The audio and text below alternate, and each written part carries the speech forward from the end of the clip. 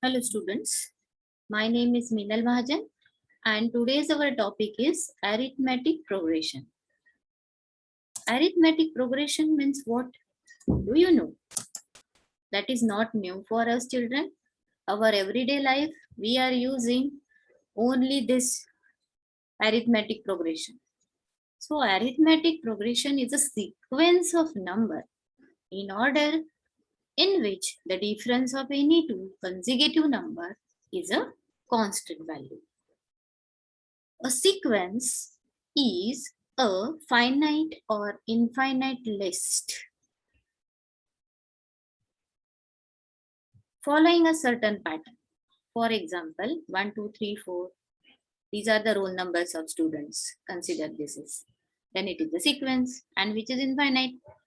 Sequence of natural number, that is also infinite. Series is the sum of elements in the corresponding sequence. So for example, 1 plus 2 plus 3 plus 4 and so on. The series of natural numbers. Each number in a sequence or series is called a term. A progression is a sequence in which the general term can be expressed using the mathematical formula. So what is meant by arithmetic progression? So AP is the progression in which the difference between the two consecutive terms is constant. For example, 11, 13, 15, 17 and so on. If you will take the difference of second term and first term, it will be 2. Third term and second term, it will be 2 and so on. So in arithmetic progression, that constant term means the difference should be same. Then only we can say that the sequence is in arithmetic progression. Here you can see the coin example. These are also arranged by using the concept arithmetic progression. Now, the main important thing. So, one of my goal as a maths teacher is to represent real life maths every chance I get. It is not always easy, I have to admit. So, my recent thought have been about arithmetic sequence. Seems easy, right? They are linear. There are a ton of linear situations, yes, but I want visuals. I also did not want the situation to be direct variation or always positive numbers and always increasing or positive slopes. Below are some of the situation I have coming up with along with a picture. I'm happy for you to use this situation with your classes. Enjoy.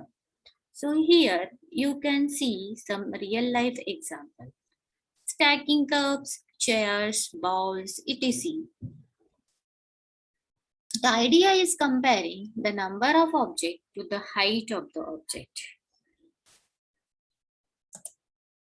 Pyramid-like pattern where the objects are increasing or decreasing in a constant manner. Ideas for this are seats in a stadium or an auditorium. A situation might be that seats in each row are decreasing by 4 from the previous row. I use this in one of my arithmetic sequence worksheet. Dining table with 4 chairs. Sitting around tables, think about the restaurant.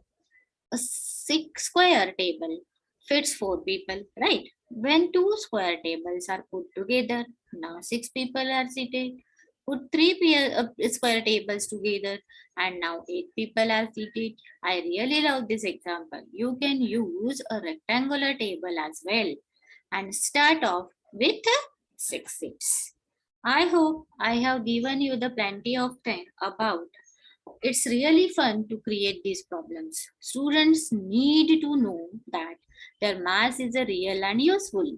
I hope this encourages you to use some of these examples or make up some of your own.